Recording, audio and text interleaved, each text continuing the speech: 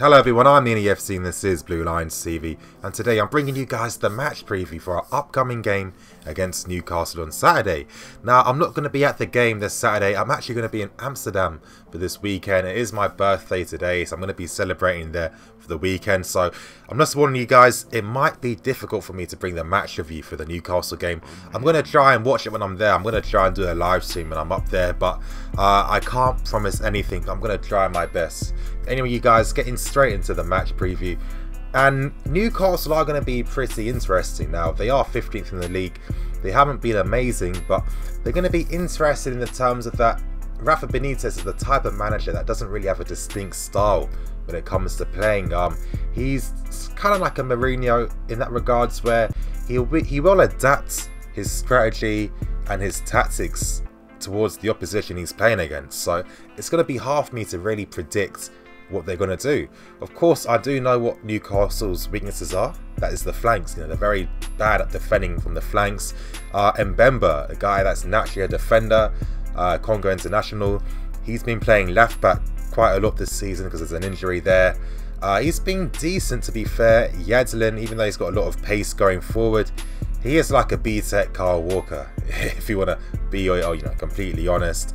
And they do find it hard to really handle teams out wide. And I feel that when we're using our wing-back system with the likes of Alonso and Moses potentially getting forward and playing, that's going to cause them a lot of problems. Now with Newcastle, they're a team that like to pick their moments when they attack. Now they are comfortable playing it out in their own half. They'll keep possession, they'll keep the ball. But again, when it comes to translating that into the final thirds, they can be a bit iffy. First of all, they don't really have a natural striker just yet that really finishes the chances. A lot of Newcastle fans are very annoyed with Joselu, the Spanish international striker, playing for them. A lot of them want Mitrovic to play. You know, Mitrovic is a traditional target man, but he's a type of striker that will run and give his all. And he provides an outlet as well because he is pretty strong for a guy who's so young. They do have Perez as well, Spanish international, who's been decent, but he's a player that really plays off the main striker. You know, he kind of links up the play, and unfortunately they haven't been able to get many goals so far this season. And a lot of times in Newcastle, what really sums them up is they do play well in moments, especially like half an hour. Then afterwards, once they concede a goal when they're playing well, it seems like their confidence just drains from the team, and then they're susceptible to conceding even more. Now they do have some decent players. You know, of course, we've got Shelby playing there, another maybe a B-Tech Alonso, if you want to call him that. He will try to switch the play. He'll try to play the balls out wide, and he'll play a lot of vertical passes as well for the likes of a Gale or a Selu to run onto.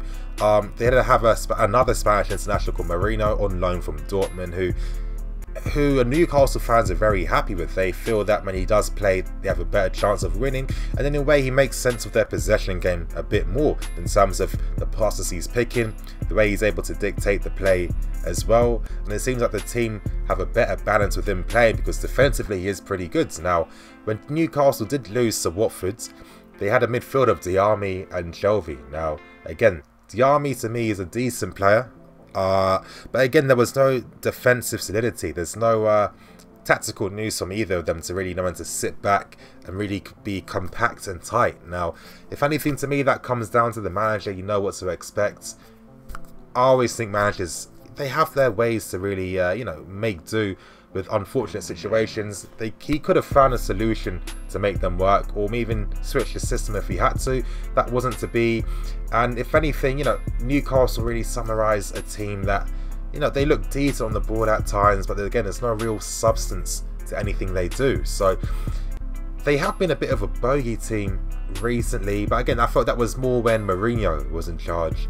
But we did beat them. Hazard to get a hat-trick against them. They couldn't handle him at all. And I'm expecting Hazard to get a lot of joy as well. Now, defensively, Newcastle aren't too bad as a unit if you were just to look at their back line. But where they do concede goals is from the flanks, and with the midfield not really protecting them as much as they should be.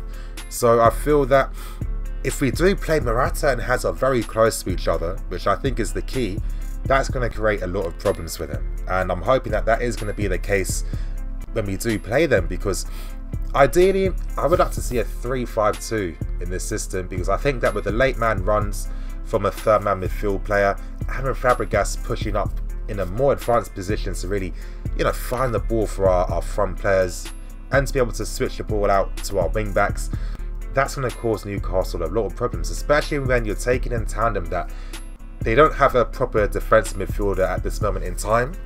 It's probably going to be Shelvey and Diame playing as a 2 again. They're going to leave a lot of space in behind. They're not going to get in positions quickly enough. If we do play the ball quickly, if we do play in the middle in this game, if we do have Morata and Hazard close and tight to each other, we're going to cause them a lot of problems, and potentially we're going to be able to stretch their back four out even more and really get in behind them. It's going to be key in this game, in my opinion. But I do think that Conte will use a 3-4-3. If you guys haven't seen my Predict That 11 video, definitely watch that. You'll get an idea of who I think the team's going to be for the Newcastle game. But even then, 3-4-3 can still work. Of course, the wing backs is going to be vital, that they do provide the width. But I think the Newcastle, I don't even think it requires the wing backs to really be on the best of their ability or have their best game possible, because if they do hug the touchline, which Conte does tell the wing backs to do, that width, that space they create is already going to be enough really to get at Newcastle. So I'm expecting there to be goals in this game. Of course, with Newcastle, again, I don't want to sound arrogant, but I wouldn't say there's too much of a real worry we're going to have in this game tactically. I feel that the type of system we are, the type of players we have, naturally that's going to cause Newcastle a lot of problems, especially when they don't have much proper defensive solidity in front of the defence. So if we keep the ball, if we play smart, if we go at them, keep the wing backs wide, play Hazard and Morata close together, we're going to be able to create chances against them. And yeah, probably for this game, I'm going to be going for a 3-0 win. I think it's about time we get a clean sheet as well. And I think that this is the type of game where we're going to play very well, and it's going to lead us into nice form against Atletico Madrid on Wednesday night. And that's going to be the big game. You know what, I wouldn't even be surprised to see Conte make maybe 1 or 2 unexpected changes. I wasn't expecting Conte to use Aspie on the bench and have Rudiger on the right. But as I have said in my Predict That 11 video, which you guys have to see, I do think that Rudiger will be playing on the left this time, and I think that Cahill is actually going to be subbed for the game, because I think Conte wants Cahill to be fresh for the Atletico Madrid game, and I think that it should be fairly standard, it should be comfortable. But then at Chelsea, we have this issue where we don't control the game well enough, in my opinion. Now, when we use 3-5-2, I was seeing control there. I don't understand why Conte decided to switch it to a 3-4-3 for the previous game that we played. I wasn't quite too sure about that, obviously against Swansea, but I don't know. It should be a fairly standard win, you guys. And yeah, like I'm saying, 3-0. And that's going to bring an end to the match preview for the Newcastle game. There isn't really much to say. Of course, when it comes to the Atletico Madrid game, that's going to be a massive one. Expect there to be a lot of videos. I'm going to be releasing another combined 11 video on a Sunday. I'm trying to add something new and something small to the channel, add some variation, and then of course the Predict That 11 video and the match preview is going to come for the Atletico Madrid game. That's a must-win game, in my opinion, you guys. We definitely have to make sure we secure the win.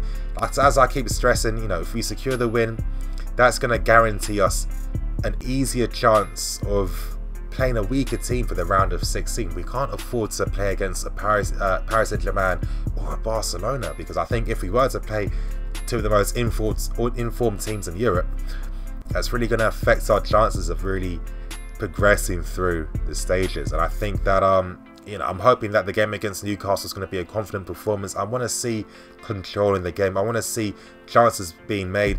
Morata hasn't been as clinical in front of goal. I think the game against Newcastle is going to be a game where he is going to get joy, and hopefully his shooting boots are going to be there, and I'm hopefully that he's actually going to convert his chances into goals. And that's it. I just want to see that control. I don't like that last 15 minutes like against Swansea, where Swansea didn't do anything the entire game, and we sit deep in a negative manner and allow unnecessary pressure onto ourselves that didn't have to be there at all. That can be the frustration with Chelsea and our approach to games sometimes. Again, that's what happens if we don't seal up the game quickly enough. I think against Newcastle we need to get 2 goals. I think we will get 2 goals before the 60th minute. Newcastle do leak a lot of goals as well, you know, losing 3-0, you know, 2-2. That's just 5 goals in the last week. So that really sums up the state of how they defend off the ball as a team. And I think at Chelsea we will be capitalising over that. But I think I'm just going on now. Thank you guys for watching this match preview. I'm going to try my hardest to bring the match up for you, as I said. And yeah, you guys, I'm the FC. This is Blue Lines TV. See you guys later.